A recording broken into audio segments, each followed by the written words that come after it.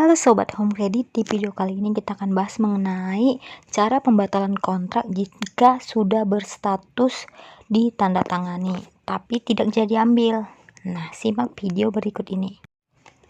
Tapi sebelumnya, buat teman-teman yang belum subscribe channel ini, jangan lupa untuk di subscribe.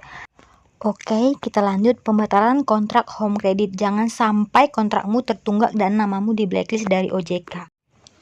Perhatikan pertanyaan salah satu dari teman kita, yaitu minta solusi Kak, saya mau mengajukan kontrak home credit.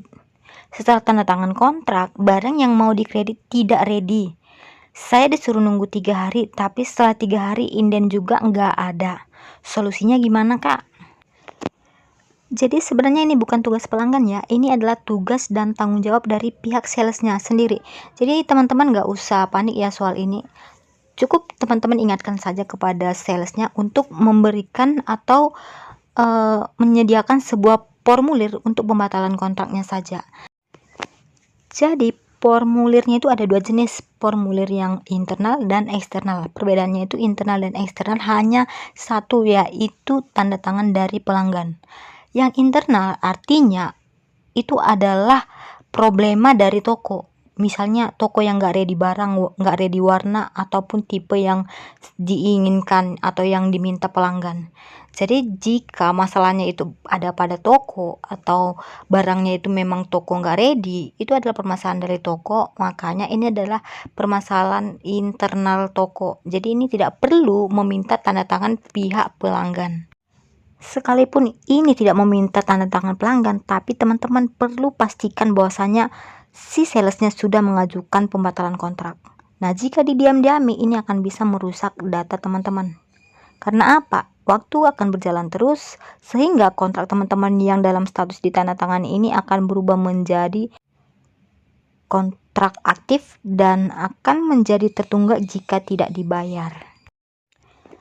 Nah, untuk formulir eksternal artinya teman-teman lah yang menyebabkan itu dibatalkan. Artinya pembatalan itu adalah bagian dari permintaan dari teman-teman. Misalnya saya nggak jadi karena kurang DP, atau saya minta batalin aja deh karena berubah pikiran, karena pertimbangan keluarga atau dan lain-lain sebagainya. Ini adalah merupakan pembatalan yang berbasis eksternal.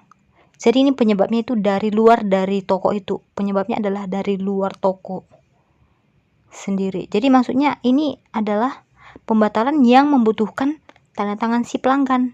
Jadi sehingga nanti di sini teman-teman harus menandatangani. Langsung aja ya kita bahas satu persatu. Pertama kita bahas mengenai formulir yang bersifat internal. Jadi di sini apa-apa aja yang dilampirkan pada formulir yang bersifat internal, yaitu pertama itu surat pernyataan pembatalan kontrak. Apa-apa aja yang dimuat di sini, yaitu dengan ini kami yang bertentangan di bawah ini, pos, nama pemilik, pos ini toko ya, nama toko ya, nama pemiliknya, ownernya, PIC-nya misalnya itu kepala tokonya atau petugas tokonya, jabatannya apa, dan nomor handphonenya harus dilampirkan. Nah, ini kita bahas per bagian ya agar lebih jelas. Nah, kemudian menyatakan bahwa kontrak di bawah ini, nomor kontrak, nama nasabah, nomor invoice, tanggal transaksi, status kontrak, komoditi barang, harganya berapa, alasannya apa. Disinilah dibuat alasannya. Nah, jadi berdasarkan alamat inilah nanti dia masuk kategori apakah internal ataupun eksternal. Selanjutnya yaitu apakah nasabah sudah menerima barang atau sudah buka segel barang. Nah, jika belum, jawabnya tidak. Apakah nasabah sudah membayar DP atau admin? Jika belum, tulis belum atau tidak. Nomor 3, apabila barang dikembalikan, apakah pihak toko menerima barangnya kembali? Nah, ini perlu jawab juga. Abaikan jika tidak menerima barang. Nah, di sini adalah diperlukan tanda tangan DSM. DSM ini District Manager ya. Distrik ya, jadi artinya ini atasannya si sales nanti yang menandatangani. Kemudian tanda tangan pihak toko dan jabatan. Ini adalah contoh formulir yang bersifat internal, artinya tidak memerlukan tanda tangan pelanggan. Jadi hanya memerlukan tanda tangan si atasan home creditnya dan tanda tangan pihak toko. Kenapa? Karena kan permasalahannya dari dalam lingkup toko, artinya barang tidak ready. Seperti pertanyaan teman kita tadi itu di awal itu adalah salah satu contoh pembatalan yang bersifat internal. Nah, permasalahannya dari ruang lingkup toko. Nah, barang yang tidak ready di dalam toko, bahkan inden pun tidak ada gitu, tidak bisa. Jadi, justru itu harus dibatalkan dan pembatalannya bersifat internal. Dan formulirnya tidak perlu ditandatangani oleh pihak pelanggan. Lanjut kita bahas mengenai formulir yang bersifat eksternal atau alasan pembatalan yang bersumber dari si pelanggannya sendiri. Oke, next. Nah, sama ya isinya, perbedaannya hanya di tanda tangan aja nantinya. Surat pernyataan pembatalan kontrak. Nah, dengan ini kami yang bertanda tangan di bawah ini, pos ini nama toko, nama pemilik, PIC, jabatan, nomor handphone. Masih sama ya.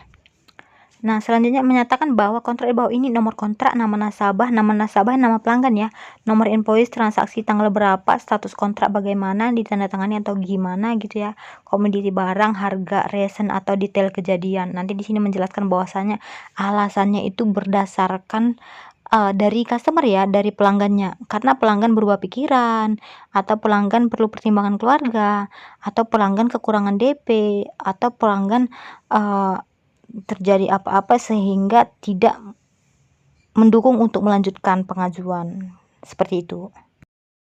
Oke, selanjutnya disinilah perbedaannya antara internal dan eksternal. Eksternal ini membutuhkan 3 tanda tangan, yaitu tanda tangan pelanggan, tanda tangan atasan home credit, dan tanda tangan pihak toko. Oke, selanjutnya minta nomor WhatsApp salesnya ya.